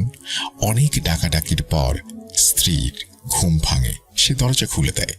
লোকটির সাথে সাথে ঘরের মধ্যে প্রবেশ করে দরজা বন্ধ করে। হাঁপাতে হাঁপাতে সে বলে স্ত্রীকে এক গ্লাস পানি দিতে। তার স্ত্রী বলল, ঘরে পানি নেই, পানি আনতে হলে বাইরে কুয়ায় যেতে হবে। তখন লোকটি বলল, থাক, যেতে হবে না। লোকটির স্ত্রী প্রশ্ন করল, এত হাঁপাচ্ছেন কেন, কি হয়েছে আপনার? তখন লোকটি তার স্ত্রীকে সব ঘটনা খুলে বলল। তার স্ত্রীও ভয় পেয়ে গেল, বলতে লাগলো, বাড়ির সবাই আপনাকে বলেছিল নতুন নতুন বিয়ে করেছেন, রাতের বেলায় বেশি ঘোরাঘুরি না করতে, ক্ষতি হতে পারে, কিন্তু আপনি কারো কথা শোনেন না। তার স্ত্রী তখন তার শ্বশুর শাশুড়িকে ডেকে ওঠায়। তারা এসেও সব ঘটনা শুনে লোকটিকে বকাবকি করতে থাকে, বলতে থাকে, ভয় পেয়েছিস, ভালোই হয়েছে। আপাতত লোহা গরম করে পানি খেয়ে শুয়ে পড়। সকালে বাড়িতে কবিরাজ নিয়ে এসে পিঠে কাঁসার থাল লাগিয়ে দিলে ভয় নেমে যাবে। কাঁসার থাল পিঠে লাগিয়ে ভয় নামানো একটি গ্রাম্য চিকিৎসা। যতক্ষণ না ভয় পাওয়া ব্যক্তির শরীর থেকে ভয় না নামবে, ততক্ষণ পর্যন্ত থালটি 4 জন মানুষ মিলে তার পিঠে লাগিয়ে রাখবে, কেউ ছাড়াতে পারবে না। লোকটিকে লোহা গরম করে সেই পানি খাওয়ানো হয়। এটাও গ্রামের ভয় নামানোর প্রাথমিক চিকিৎসা। সেই পানি খেয়ে লোকটি শুয়ে পড়ে, তার স্ত্রী তার পাশে শোয়। দুজনেই ঘুমের জগতে হারিয়ে যায়। হঠাৎ লোকটির স্ত্রী হালকা ঘুমের মধ্যেই কটকট কটকট শব্দ শুনতে পায়। মনে হচ্ছিল কোনো হিংস্র পশু হাড় কামড়ে কামড়ে খাচ্ছে। তখনকার সময়ে যেহেতু হ্যারিকেনের প্রচলন ছিল, যদিও হ্যারিকেনটি জ্বালানোই থাকতো, তবু ঘুমাতে যাবার সময় তার আলোটা কমিয়ে দেয়া হতো। স্ত্রী আলোটি বাড়িয়ে দেয় এবং সে দেখতে পেল খুবই হৃদয় বিদারক দৃশ্য। ঘরের দরজা খোলা, পাশেই পড়ে আছে তার স্বামীর জখম হওয়া দেহ এবং তার পাশেই মানুষের মতো দেখতে একটা প্রাণী। চোখ তার আগুনের মতো জ্বলজ্বল করছে। অবয়বটি তার স্বামীকে খাচ্ছে। সাথে সাথে বউটি চিৎকার করে তার শ্বশুর শাশুড়িকে ডাকে। ইতোমধ্যে তার স্বামীর মাথাটা নিয়ে সেই ভয়ানক চেহারার অবয়বটা দরজা দিয়ে বেরিয়ে কোথায় যেন হারিয়ে যায়। তার শ্বশুর শাশুড়ি ঘরের মধ্যে এসে তাদের ছেলের বিভৎস লাশ দেখে চমকে যায়। লাশের বুক ও পেট চেরা, কলিজা নেই। শুরু হয়ে যায় বাড়ি জুড়ে কান্নার ঢল। কান্নার শব্দ শুনে আশেপাশের বাড়ির 2-1 জন করে আসতে থাকে। রাত গড়িয়ে সকাল হয়। এই মর্মান্তিক ঘটনার কথা আশেপাশের 2-1 গ্রামে জানাজানি হয়ে যায়। সবাই দলে দলে দেখতে আসে এই ভয়াবহ ঘটনা। লাশ দাফনের ব্যবস্থা করার কাজ চলে। ওদিকে যারা কবরস্থানে কবর খুঁড়তে গিয়েছিল, তারা কবরস্থানে একটি বাঁশ ঝাড়ের নিচে রক্তমাখা একটি মানুষের মাথার কঙ্কাল দেখতে পায়। তখন তাদের বুঝতে বাকি রইল না এটা কার কঙ্কাল। তখন ডেড বডির সাথে ওই কঙ্কালটাকেও দাফন করা হয়। লাশটি যারা ধোয়ানোর কাজ করছিল, তাদের গায়ে সেই দিন রাত থেকে প্রচন্ড জ্বর আসে। সেই জ্বরে তারা আবোল তাবোল বলতে বলতে শেষ পর্যায়ে তারাও মৃত্যুর কোলে ঢলে পড়ে। এই ছিল আমার দাদুর কাছ থেকে সংগ্রহ করা মর্মান্তিক ঘটনা। ভালো লাগলে পড়ে শোনাবেন, অপেক্ষায় থাকবো। ওয়েলকাম ব্যাক, আপনাদের সবাইকে স্বাগত জানাচ্ছি। আমি রাসেল। আশা করছি আপনারা সবাই ভালো আছেন এবং ভালোর দলে আছেন। আমিও ভালো আছি আর ভালোর দলে আছি। যেভাবে লেখা আছে সেভাবেই পড়ে শোনাচ্ছি। আসসালামু আলাইকুম রাসেল ভাইয়া, কেমন আছেন? আশা করি আল্লাহর অশেষ রহমতে ভালো আছেন। আমিও অনেক ভালো আছি। আমি তাইজুল ইসলাম, ইন্টারমিডিয়েট ফার্স্ট ইয়ারে পড়াশোনা করছি। আমার বাসা ময়মনসিংহ বিভাগের নেত্রকোনা জেলার দুর্গাপুরের ছোট্ট একটি গ্রামে অবস্থিত। গ্রামটির নাম লক্ষ্মীপুর। অনেক কথা তো বলে ফেললাম, এবার ঘটনায় আসি। এটা হচ্ছে ভূত.কমে পাঠানো আমার প্রথম ঘটনা। ঘটনাটি এতটা ভয়ঙ্কর না, বাট রহস্যময়। ঘটনাটি ঘটেছে আমার বন্ধু কাউসারের কাকার সাথে। কাউসার আমাকে যেভাবে বলেছে আমি সেভাবেই লেখার চেষ্টা করছি। ঘটনাটি একটা কবরস্থানকে নিয়ে। ঘটনাটার সাল 2012। আমার বয়স তখন 8 বছর। আমার কাকা বাবার থেকে 5-6 বছরের ছোট। কাকার নাম রাসেল। একদিন আমার বাবা ফজরের নামাজ পড়তে গিয়ে মসজিদে যান। মসজিদে যাওয়ার আগে কাকাকে বলে যান যে, আমি নামাজ পড়ে বাজারে যাব মাছ কিনতে, তুই গিয়ে মাছগুলো নিয়ে আসিস, আমি একটু আমার বন্ধুর বাসায় যাব। কাকা বলল, ঠিক আছে, তুমি যাও, আমি আসবো। এখানে বলে রাখা ভালো, লক্ষ্মীপুর বাজারে আগে ভোর সকালে মাছ বিক্রি হতো, অনেক তাজা মাছ। পাশে একটা বিল ছিল, সেখান থেকে জাল দিয়ে মাছ ধরে সকালে বিক্রি করা হতো। যাই হোক, বাবা নামাজ শেষ করে দ্রুত বাজারে চলে যান মাছ কিনতে। দেরি করলে পাওয়া যাবে না। তাই কাকা মাছ আনতে ভোর সকালে রওনা দেন বাজারের পথে। আমাদের বাড়ি থেকে বের হতেই পথের বাম পাশে মসজিদ, তারপর অল্প কিছু দূর হাঁটলেই রাস্তার ডান পাশে একটা বড় কবরস্থান। এই কবরস্থানটি অনেক পুরনো, এখানে গ্রামের সবাই লাশ দাফন করে। কাকার বাজারে যেতে 10 মিনিট সময় লাগলো। বাজারে গিয়ে দেখে বাবা বড় একটা মাছ কিনে দাঁড়িয়ে আছে। কাকাকে দেখেই বলল, কিছু খাবি? কাকা মাথা নাড়িয়ে না বোধক উত্তর দিল। বাবা 20 টাকার একটা নোট কাকার হাতে দিয়ে বলল, তোর ভাবিকে বলবি মাছটা ভালো করে ভাজি করতে, আমরা সবাই একসাথে বসে খাবো। কাকা মাছ নিয়ে বাড়ির দিকে রওনা দিল। তখনও ভোরের আলো ফোটেনি, রাস্তাটা একদম ফাঁকা, পথে কারো সারা শব্দ নেই।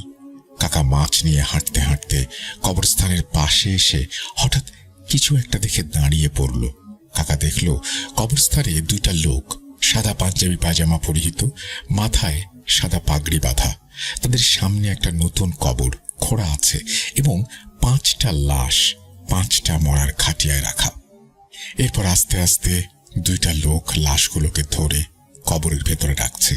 এখানে আশ্চর্যের বিষয় হচ্ছে একটাই যে 5টা লাশ একটা কবরে দাফন করা হচ্ছে, একটার পর একটা। আমরা যেটাকে মাটি চাপা দেয়া বলি। তা যাই হোক, লোক 2টা একের পর এক মোট 4টা লাশ কবরে রাখল। অবশেষে যখন 5 নম্বর লাশটা রাখবেন তখন কাকার হুঁশ ফেরে। এবার লোক 2টা কাকাকে দেখতে পায়। তাদের চোখগুলো ছিল একদম জ্বলন্ত অগ্নিপিণ্ডের মতো। এটা দেখে কাকা বেশ ভয় পেয়ে যায়। সাথে সাথে তিনি একটা জোরে চিৎকার দিয়ে বাড়ির দিকে ছুটে আসেন এবং বাড়ির উঠোনে এসে পড়ে যান, সেন্সলেস হয়ে যান। বাড়ির সবাই ছুটোছুটি করে আসে। দাদি এবং মা কাকাকে ধরে পাটিতে শুইয়ে মাথায় পানি ঢালতে থাকেন। কাকার যখন সেন্স ফেরে তখন তাকে জিজ্ঞেস করা হয়। তিনি সবকিছু খুলে বলেন। কেউ তার কথা বিশ্বাস না করলেও দাদি বিষয়টি আমলে নেন। দাদি তখন দাদাকে পাঠান ইমাম সাহেবের কাছে পানি পড়া আনতে। প্রায় 10 মিনিটের মধ্যে দাদা পানি নিয়ে চলে আসেন। কাকাকে পানি পড়া খাইয়ে দিলে সেদিনের মতো পরিস্থিতি স্বাভাবিক হয়ে যায়। কিন্তু আসল ঘটনা ঘটে পরের দিন সকালবেলা উঠে কাকা পাগলের মতো আচরণ করতে শুরু করে। যাকে সামনে পায় তাকেই মারধর করে এবং বলতে থাকে, যা দেখেছিস ভুলে যা ইত্যাদি আরো অনেক কথা। দাদা বুঝতে পারেন এবং সন্ধ্যায় এক কবিরাজকে বাড়িতে নিয়ে আসেন। কবিরাজ আসার পর সম্পূর্ণ বাড়িটা ঘুরে ফিরে দেখে দাদাকে বলেন যে, ঠিক আছে, ব্যাপারটা আমি দেখছি। আপনি কিছু জিনিস নিয়ে আসেন, যেমন আগরবাতি, মোমবাতি, জবা ফুল, আরো কিছু জিনিস। দাদা আর বাবা সবাই মিলে সবকিছু জোগাড় করেন। তারপর কবিরাজ ঘরে একটা আসন পাতেন এবং বলেন, এই ঘরে দরজা লাগিয়ে সবাই যেন বাইরে চলে যায়, ভুলেও কেউ যেন দরজা না খোলে তিনি না বলা পর্যন্ত, তা না হলে বিপদ হতে পারে। সবাই বাইরে চলে এলো এবং কবিরাজ কাজ শুরু করলো। কিন্তু কবিরাজ ভেতরে কি করছে কাকার সাথে তা কেউ জানতে পারেনি ভয়ে। কিছুক্ষণ পর কাকা চেঁচিয়ে উঠল আর বলল, আমার ভুল হয়ে গেছে, মাফ করে দাও। আরো অনেক শব্দ শোনা যাচ্ছিল। ঘরের ভেতরে যেন ঝড় বয়ে যাচ্ছে।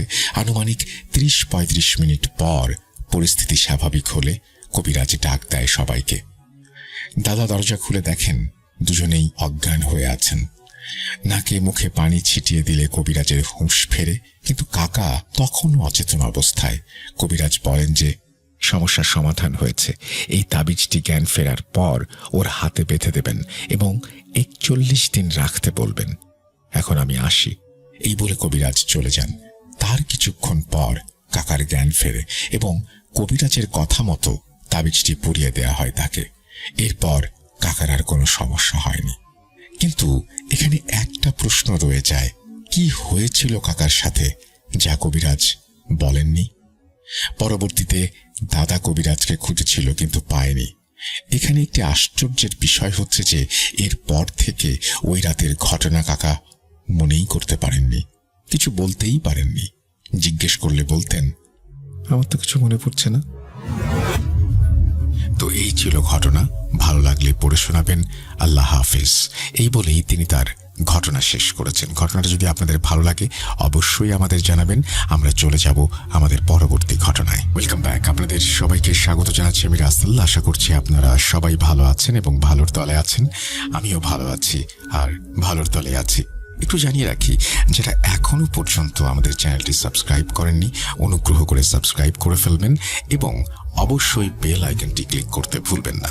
আমরা চলে যাচ্ছি ঘটনায়। আসসালামু আলাইকুম রাসেল ভাই, আশা করি ভালো আছেন। আমি আল্লাহর রহমতে ভালো আছি। এটি আমার ভূত.com-এ পাঠানো প্রথম ঘটনা। ঘটনাটি ভালো লাগলে পড়ে শোনাবেন। আমি ঘটনাটি সংগ্রহ করেছি আমার মামাতো ভাইয়ের কাছ থেকে। ঘটনাটি তার সাথেই ঘটা। ভাইয়ার নাম ইয়াসিন।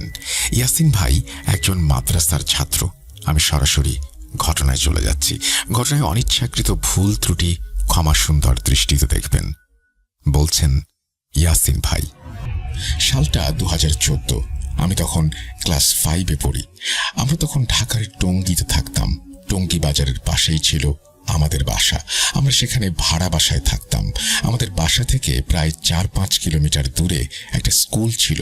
স্কুল চলাকালীন সময়ে ওইদিকে মানুষের আসা যাওয়া থাকলেও সন্ধ্যার পর একদম নির্জন থাকত জায়গাটা।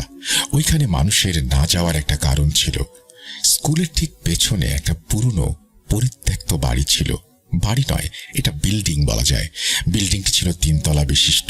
বাড়ির আশেপাশে অনেকটা জঙ্গলের মতো পরিবেশ। একদিন আমরা 3 জন একটি গাড়ি বানাই।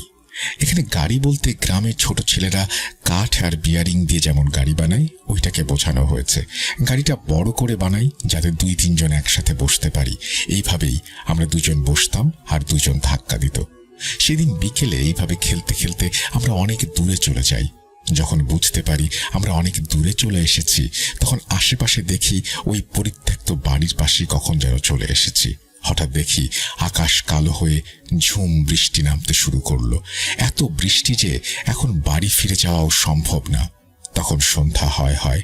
আমার এক বন্ধু সজীব বলে, চল এই বাড়িটার সামনে কিছুক্ষণ দাঁড়াই, পরে বৃষ্টি কমলে না হয় চলে যাব। সবাই প্রথমে যেতে না চাইলেও আকাশের পরিস্থিতি দেখে সবাই যেতে রাজি হলো। বাড়িতে ঢোকার জন্য স্কুল ঘুরে তারপর যেতে হতো। আর একটা রাস্তা ছিল, তবে সেটাকে রাস্তা বলা ঠিক হবে না, বড় একটা দেয়ালের নিচে ভাঙা একটা গর্ত। আমরা সবাই ছোট, ওই গর্ত দিয়ে ঢোকার সিদ্ধান্ত নিলাম। তাই একে একে আমরা সবাই গর্তের মাধ্যমে বাড়ির সীমানায় প্রবেশ করি।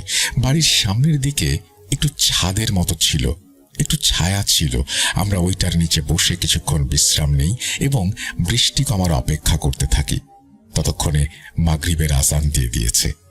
প্রায় ঘণ্টাখানেক পরে বৃষ্টি হালকা কমলে আমরা বাড়ি ফেরার উদ্দেশ্যে রওনা দেই। আমরা যেই পথ দিয়ে আসছিলাম ওই পথ দিয়েই ফিরে যেতে চেয়েছিলাম, কিন্তু দেয়ালটার কাছে এসে আমরা হতবাক হয়ে যাই। বৃষ্টির কারণে আশেপাশে থেকে মাটি এসে ওই গর্তটা ভরাট হয়ে গেছে। এই দিক দিয়ে কোনো মতে আর যাওয়া সম্ভব না। সেই কারণেই আমরা স্কুল ঘুরে বাড়ি ফেরার সিদ্ধান্ত নেই। আমরা যেই রাস্তা দিয়ে স্কুল ঘুরে যাচ্ছিলাম, কিছুক্ষণ হাঁটার পর আমরা যা দেখি তা দেখার জন্য মোটেও প্রস্তুত ছিলাম না। আমরা দেখি যেখান থেকে হাঁটা শুরু করেছিলাম সেই জায়গায় আবার চলে এসেছি। এটা দেখে আমরা ভয় পেয়ে যাই। কিছুক্ষণ হতবাক হয়ে দাঁড়িয়ে থেকে আবার হাঁটা শুরু করি। ঠিক একই ঘটনা ঘটে বারবার। আমরা একই জায়গায় ফিরে আসি। এইবার সবাই প্রচন্ড রকমের ভয় পাই এবং বাড়ির সামনে দাঁড়িয়ে থাকি। তখনও বৃষ্টি ঝিরঝির করে পড়ছে। পরে আর কোনো উপায় না দেখে আমরা আবার বাড়ির সামনে এসে বসে পড়ি আর ভাবতে থাকি কি হচ্ছে আমাদের সাথে। ঠিক তখনই আমাদের নাকে ভেসে আসে তীব্র পাকা আম কাঁঠালের ঘ্রাণ। তখন ছিল শীতকাল। শীতকালে আম কাঁঠালের ঘ্রাণ পাওয়ার কথা না। যখনই আমরা ওই ঘ্রাণের উৎস খুঁজতে যাই, তখনই দেখি আমাদের সামনে বড় বড় 2টি আম আর কাঁঠাল গাছ। কিন্তু আমরা যখন এখানে আসি তখন কোনো আম বা কাঁঠাল গাছ ছিল না। তখন আমাদের একজন ফ্রেন্ড রাকিব বলে, দোস্ত, কত সুন্দর আম, অনেক ক্ষুধা লেগেছে, চল কিছু আম পারি। দেখ এটা কার না কার কাছের আম, আর যদি কোনো সমস্যা হয়। আরে না না, কোনো সমস্যা হবে না, এখানে তো মানুষ আসে না, কেউ জানতেই পারবে না। তাও আমাদের এখান থেকে আম খাওয়া ঠিক হবে না। তুই না খেলে না খাবি, ক্ষুধা লেগেছে, আমি খাবো, আমরা খাবো। এই বলে রাকিব কিছু পাথর দিয়ে আম পারে আর সজীব গাছে উঠে পড়ে। সে কাঁঠাল গাছ থেকে 2টা কাঁঠাল পারে। আমি বাদে সবাই আমার কাঁঠাল খেলো। এর মাঝে দূর মসজিদ থেকে এশার আজান ভেসে আসে। আমি বললাম, দেখ এশার আজান দিয়ে দিয়েছে, চল তাড়াতাড়ি বাড়ি ফিরি। সবাই যখন আমরা বাড়ি ফেরার জন্য উঠি, হঠাৎ এই বৃষ্টির পরিমাণ অনেক বেড়ে যায় এবং মুষলধারে বৃষ্টি পড়তে শুরু করে। তখন আমরা আর বাড়ি ফিরে যাওয়ার কোনো পথ না দেখে ওই পরিত্যক্ত বাড়িতে রাত্রি যাপনের সিদ্ধান্ত নেই। এরই মাঝে হঠাৎ সবার একসাথে পেট ব্যথা শুরু হয়। তখনই বুঝতে পারছিলাম না এই ব্যথার কারণ কি। কিছুক্ষণ পরে সবাই যখন একটু স্বাভাবিক হয়, আমরা বাড়ির ভেতরে যাওয়ার প্রস্তুতি নেই। বাড়ির মেইন কেঁচি গেট খুলতেই আমরা একটা রুমে প্রবেশ করি। রুমটির ডান দিকে ছিল আরেকটি রুম এবং বাম দিকে ছিল আরেকটি রুম। সামনে ওপরে ওঠার সিঁড়ি, কিন্তু সিঁড়ির সামনে আরেকটা কেঁচি গেট, এটি তালাবদ্ধ। পুরো ঘরটা ছিল মাকড়সার জাল, লতাপাতা আর ধুলোয় ঘেরা। আমরা ঘরের ভেতর খোঁজাখুঁজি করে একটা বিছানা আবিষ্কার করি, কিন্তু বিছানাটা ছিল সম্পূর্ণ ভাঙা। সেখানে কোনো মতেই থাকা সম্ভব না। বিছানায় একটা তোশক ছিল যা মোটামুটি ভালো অবস্থায় ছিল বিধায় আমরা সেই তোশকটা টেনে মাটিতে নামাই। এর পাশেই আমরা একটা বড় পলিথিন দেখতে পাই। সেই পলিথিনটা নিয়ে লম্বা করে ছিঁড়ে একটা ঝাড়ু বানাই, আর ওই ঝাড়ুটা দিয়ে মেঝেটা মোটামুটি শোয়ার উপযোগী করে ঝাড় দেই। তারপর আমরা তোশকটা মেঝেতে বিছিয়ে দেই। বিছানায় আরেকটি বস্তু ছিল, সেটা হলো একটা পুরনো ছেঁড়া চাদর। আমরা সবাই একসাথে শুয়ে চাদরটা গায়ের উপরে জড়িয়ে দেই। রাত তখন কয়টা বলতে পারবো না। হঠাৎ আমার কানে ভেসে আসে এক করুণ কান্নার আওয়াজ। আওয়াজটি ছিল একটা মহিলার। আমি এই আওয়াজ শুনে রীতিমতো ঘাবড়ে যাই। ভয়ে ভয়ে সজীবকে ডাক দিয়ে বলি, সজীব, হ্যাঁ সজীব, দেখ কে যেন কান্না করছে। কই, কিছু তো নেই, তোর মনের ভুল, শুয়ে পড়। তুই একটু চুপ করে শোন, কান্নার আওয়াজ শুনতে পাবি। কিছুক্ষণ পর সজীবও কান্নার আওয়াজ শুনতে পায়। এবার সজীবও ভয় পেতে শুরু করে। সজীব সবাইকে ডেকে ঘুম থেকে জাগায়। এখন আমরা সবাই সেই কান্নার আওয়াজটা শুনতে পাচ্ছি। আওয়াজটা পাশের রুম থেকে আসছে। আমাদের মধ্যে রাকিব সবার থেকে বয়সে বড় এবং সাহসী। রাকিব বলে, তোরা এখানেই থাক, আমি দেখছি। কেউ মনে হয় ফাজলামি করছে। রাকিব উঠে পাশের রুমে যায়। কিছুক্ষণ পর হঠাৎ রাকিবের চিৎকার শুনি। আমরা সবাই পাশের রুমে যাই। দেখি রাকিব ওই রুমের বাথরুমে আটকা পড়ে গেছে, আর বাথরুমের সামনে একটা কুচকুচে কালো বেড়াল দাঁড়িয়ে আমাদের দিকে এক দৃষ্টিতে তাকিয়ে আছে। বেড়ালটা স্বাভাবিক বেড়ালের মতোই ছিল, কিন্তু একটু লম্বা। বেড়ালটা বাথরুমের সামনে দাঁড়িয়ে থাকায় কেউ সাহস পায়নি বাথরুমের দরজা খোলার। তখন বাথরুমের ভেতর থেকে রাকিবের চিৎকার ভেসে আসছে, ইয়াসিন, সজীব, শাকিল, তোরা কই, বাঁচা আমাকে। আমরা কিছু বুঝতে না পেরে আল্লাহর নাম নিতে থাকি আর সূরা পড়তে থাকি। প্রায় 10 মিনিট পরে বেড়ালটা লাফ দিয়ে জানালার মধ্য দিয়ে বাইরে বেরিয়ে যায়। পরে আমরা সবাই মিলে বাথরুমের দরজা খুলতে যাই। দরজাটা পুরনো হলেও অনেক মজবুত ছিল বিধায় আমরা অনেকক্ষণ চেষ্টার পরে দরজা ভাঙতে সক্ষম হই। আমাদের দেখে রাকিব লাফ দিয়ে বাইরে চলে আসে আর কান্না করতে থাকে। আমরা তাকে কি হয়েছে বললে সে বলে, আমি যখন এই রুমে আসি তখনও কান্নার আওয়াজটা চলমান ছিল। আমি এখানে এসে কে বলতেই কান্নার আওয়াজ থেমে যায়।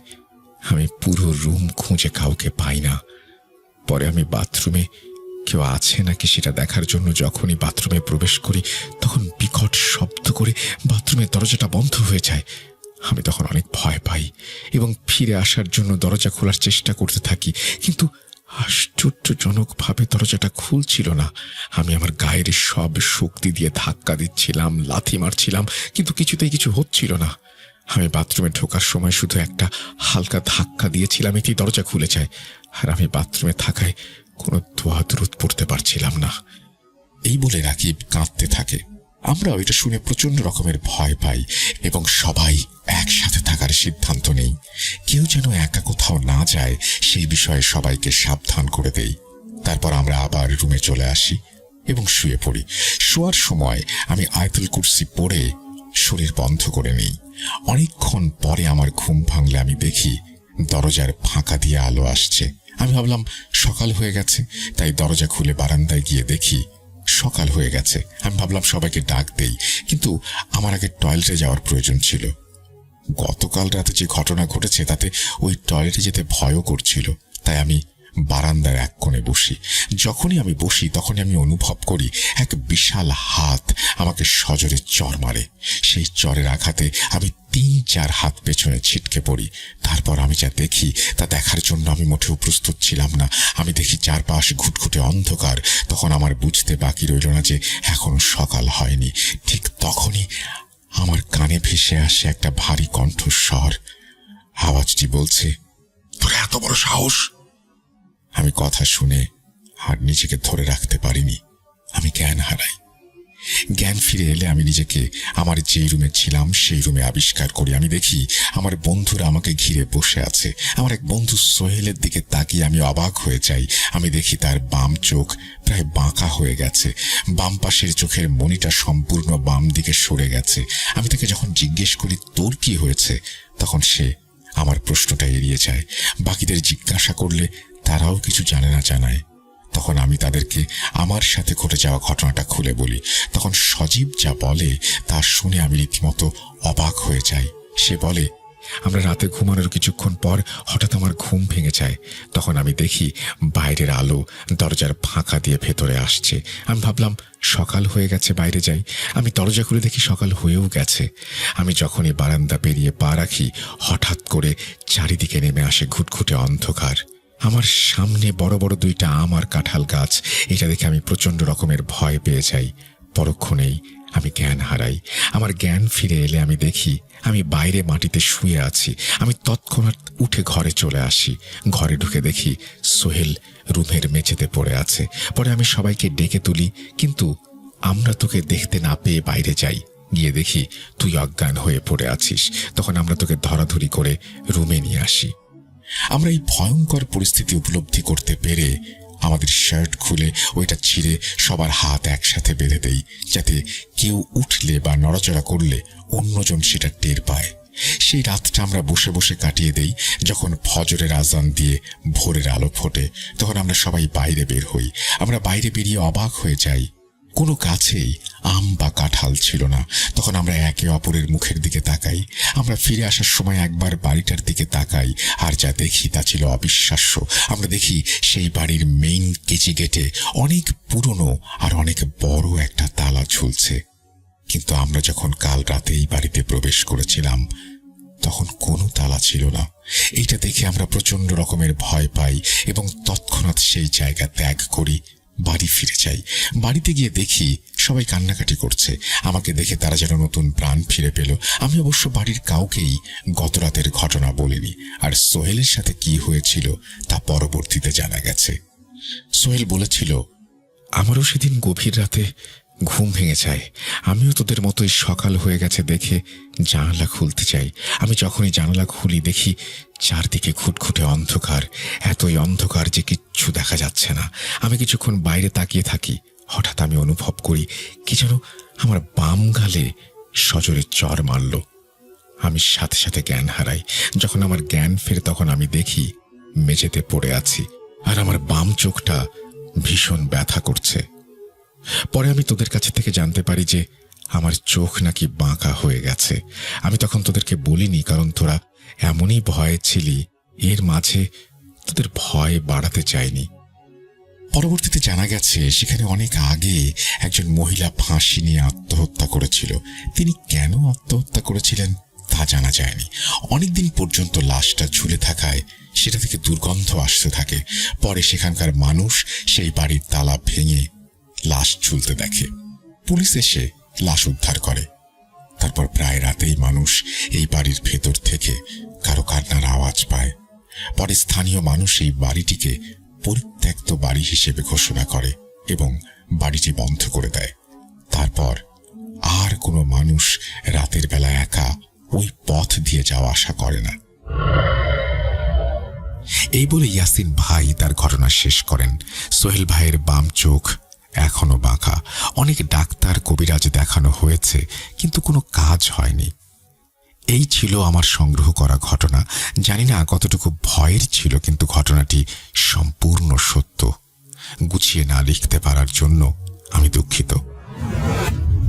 এই বলেই তিনি তার ঘটনা শেষ করেছেন এবং তিনি লাস্টে লিখেছেন, বিশেষ দ্রষ্টব্য, ঘটনায় ইয়াসিন ভাই ছাড়া সকলেরই নাম ছদ্ম।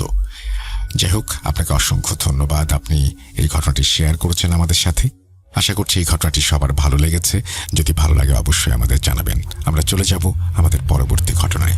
Welcome back. আপনাদের সবাইকে স্বাগত জানাচ্ছি আমি রাসেল। আশা করছি আপনারা সবাই ভালো আছেন, ভালোর দলে আছেন। আমিও ভালো আছি আর ভালোর দলে আছি। আরও একটা ঘটনায় যাব। ঘটনায় যাওয়ার আগে আপনাদের একটু ছোট্ট করে বলি, যারা এখনো পর্যন্ত আমাদের ইউটিউব চ্যানেলটি সাবস্ক্রাইব করেননি, অনুগ্রহ করে সাবস্ক্রাইব করে ফেলবেন এবং আপনারা কেমন ঘটনা শুনতে চান সেটা জানাবেন। আমিও আপনাদের কথা জানিয়ে দেব সবাইকে। সেই ধরনের ঘটনা যদি কারো কাছে থেকে থাকে তিনি হয়তো অবশ্যই পাঠাবেন। আমরা চলে যাচ্ছি আমাদের আজকের ঘটনায়। যেভাবে লেখা আছে আমি সেভাবেই পড়ে শোনাচ্ছি। আসসালামু আলাইকুম প্রিয় রাসেল ভাই ও প্রিয় শ্রোতা বন্ধুরা, আমি আপনার একজন নিয়মিত শ্রোতা। ঘটনাটি স্টুডিওতে এসে শোনানো সম্ভব না। ভূত.কমে আমার লেখা এটাই প্রথম রোমহর্ষক ঘটনা। ঘটনাটি লিখছি আমি রাকিবুল, রংপুর থেকে। আমার জন্মদিন 5 নভেম্বর তারিখে, তাই ওই দিন ঘটনাটি আপনি শেয়ার করলে খুশি হব। চলুন আর কথা না বাড়িয়ে ঘটনায় চলে যাই। আমি তখন ক্লাস 10-এ পড়তাম, গ্রামে থাকতে। রাতের কুয়াশায় ঢাকা সেই গ্রাম। ধানের মাঠের মাঝখান দিয়ে বাতাস হু হু করে বয়ে চলেছে। পশ্চিম থেকে পূর্ব দিকে বিস্তৃত গ্রামটি দিনের বেলা যতটা সরব থাকত, রাতে ততটাই নিস্তব্ধ। গ্রামের পশ্চিম প্রান্ত থেকে কিছুটা পথ মেঠো পথের মতো। আশেপাশে বাড়িঘর নেই। দুপাশে ধানের মাঠ, পুকুর, পুরনো বটগাছ। যেন নিঃশেষ থেকে মানুষের উপস্থিতি। আমরা রাতে ভাই ও বন্ধুরা মিলে স্কুলের মাঠে ব্যাডমিন্টন খেলতাম। সেই মাঠটা আশেপাশের এলাকায় সবচেয়ে ভালো হওয়ায় প্রায় অনেকেই এখানে খেলতে আসতো। চারিদিকে কুয়াশার আস্তরণ, বাতি ঝাপসা আলো দিচ্ছে আর শাটলের শব্দ ঠক ঠক করে প্রতিধ্বনিত হচ্ছিল ফাঁকা মাঠে। মাঠের এক কোণের সীমানা থেকে দূর থেকে মনে হতো অদ্ভুত এক আবহ। হঠাৎ এক রাতে একটা পুরনো বাইকে দুজন অপরিচিত ছেলে আসলো আমাদের সাথে ব্যাডমিন্টন খেলতে। তাদের দুজনের মধ্যে রবিন নামে এক ছেলে ছিল। সে প্রায় কয়েকদিন পর পর খেলতে আসতো। ওরা দুইজন সবসময় একটা পুরনো বাইক নিয়ে আসতো। বাইকটা কেমন যেন কর্কশ শব্দ করত স্টার্ট দিলেই। অদ্ভুত সেই আওয়াজ। রবিন ভাইয়ের সাথে আমাদের পরিচয় হয়েছিল এভাবেই। বাইক গর্জে মাঠে ঢুকে খেলার আড্ডায় মিশে যেত। অদ্ভুত হলেও তার উৎসাহটা ছিল অন্যরকম।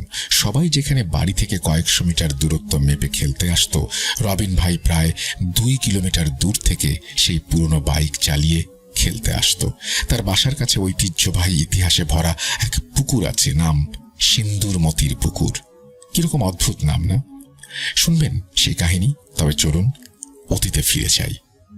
কথিত আছে রাজা রাজনারায়ণ একজন ধার্মিক ও দানবীর ব্রাহ্মণ ছিলেন। তার স্ত্রী মেনকা দেবী ছিলেন ভক্তিমনা। রাজনারায়ণ অল্পদিনের মধ্যে অত্র এলাকায় প্রতিষ্ঠিত করেন নতুন জমিদারি। ভগবানের আরাধনায় মেনকা দেবী যথাক্রমে লাভ করেন চাঁদের মতো সুললিত 2 কন্যা, সিন্দুর আর মতি। একদা এক সময় রাজ্যে তীব্র খরা দেখা দেয়। প্রজাদের পানীয় জলের কষ্ট লাঘবে রাজা 17 একর জমির ওপর এক বিশাল পুকুর খনন করেন। কিন্তু আশ্চর্যের বিষয়, পুকুরে 1 ফোঁটা জলের চিহ্ন পাওয়া গেল না। রাতে রাজা স্বপ্ন দেখলেন তার 2 কন্যাকে দিয়ে পুকুরে পূজা করলে তবে জল আসবে। জমিদার স্বপ্নাদেশ অনুযায়ী পূজার আয়োজন করলেন। পূজাস্থলে 2টি লোহার সিন্দুক ও 2টি ছাগল আনা হলো। উপবাসিত সিন্দুর ও মতি একসাথে দেবতাকে বরণ করে নিচ্ছিলেন। ঠিক তখনই রাজার মনে পড়ে যায় তুলসী পাতা ছেড়ে এসেছেন। তিনি তুলসী পাতা আনতে গেলে সহসা বিকট শব্দে পুকুরের তলদেশ ভেদ করে তীব্র বেগে অজস্র জলরাশি বের হতে লাগলো। নিমেষেই পুকুর কানায় কানায় পরিপূর্ণ হলো। কোনো মতে সবাই সাঁতরিয়ে ডাঙায় ওঠে, কিন্তু উঠতে পারল না সিন্দুর আর মতি। ইতোমধ্যে জমিদার ফিরে এসে দেখেন সব শেষ। তিনি শোকে কাতর হয়ে পড়েন। মেনকা দেবীও শোকে শয্যাশায়ী হয়ে পড়েন। তারপর থেকে পুকুরের নাম হয়ে গেল সিন্দুরমতি। তারপর থেকে প্রতি বছর সিন্দুরমতি পুকুর পাড়ে পূজা ও বিশাল মেলার আয়োজন করা হয়। এখন ভাবছেন সেই রবিনের বর্ণনা কেন দিয়েছিলাম? চলুন তাহলে মূল ঘটনায় যাই। রবিন একদিন সকালে সিন্দুরমতি পুকুর ঘাটে বন্ধুদের সঙ্গে কোমর পানিতে গোসল করছিল আর ঝাপাঝাপি করছিল। হঠাৎ করে নাকি রবিন বিলীন হয়ে যায়। তার বন্ধুরা অস্থির হয়ে তাকে তন্ন তন্ন করে খুঁজছিল, কিন্তু কোথাও পাওয়া যাচ্ছিল না। অবশেষে দুপুর গড়িয়ে রবিনের দেহ ভেসে উঠল পুকুরে। চোখ দুটো ফ্যাকাশে খোলা, ঠোঁটের কোণে লালচে দাগ, যেন অজানা ভয়ের চিহ্ন আঁকা রয়েছে মুখে। ভাগ্যের কি নির্মম পরিহাস! যেই পুকুর পাড়েই সে বেড়ে উঠেছিল, সেই সিন্দুরমতির পুকুরেই ঘটল রবিনের অস্বাভাবিক মৃত্যু। কেউ আবার ভয়ে কেঁপে উঠল। সবাই জানত সিন্দুরমতি পুকুর নিয়ে অদ্ভুত সব ঘটনা আছে, কিন্তু কেউ ভাবেনি সত্যিই এইভাবে কেউ মারা যাবে। একজন বলল, ওর মুখটা কেমন ছিল জানিস? যেন ভয়ে জমে গেছে। এটা সাধারণ ডুবে মারা যাওয়া না, কোমর পানিতে সে ডুব দিয়েছিল। অনেকে বলেছিল সেই পুকুরে আবার বিপদ জেগে উঠেছে। পরের বছর যখন ব্যাডমিন্টন খেলছিলাম, তার কথা মনে পড়তেই খারাপ লাগতো। রাতে মাঠে ব্যাডমিন্টন খেলার সময়, শাটল মারার সময় মনে হতো তার কথা। অন্ধকার গ্যালারির কোণে মনে হতো রবিন দাঁড়িয়ে আছে, তার ফ্যাকাশে মুখে এক অদ্ভুত ভয় লেগে আছে। এই ঘটনাটি ভাবলে আমার গা শিউরে ওঠে, কারণ এই পুকুরে আমি অনেকবার গোসল করেছি। পুকুরটি এতই বিশাল ছিল যে কেউ সাঁতার কেটে এপার থেকে ওপারে যেতে ভয় পাবে। একবার ছোট বড় সব ভাইয়েরা মিলে পুকুরে গোসল করতে গিয়েছিলাম। আমি সাহস করে কয়েকজনের সাথে সেই পুকুরে সাঁতার কেটে পার হওয়ার চেষ্টা করেছিলাম। যখন আমি মাঝ পুকুরে যাই, শরীর আমার ক্লান্ত হয়ে যায়। তখন আমার খুব ভয় লাগছিল। ভাবছিলাম আজকে আমি ডুবে যাব। মনে মনে ভাবছিলাম কোনো ফায়ার ফাইটার বা নৌকা নিয়ে কেউ যেন আমাকে তুলে নেয়। পরে মাঝ পুকুর পার হওয়ার একটু পর দুজনের সাহায্যে ধীরে ধীরে শেষ পর্যন্ত পুকুর পাড়ে এসে পৌঁছাই।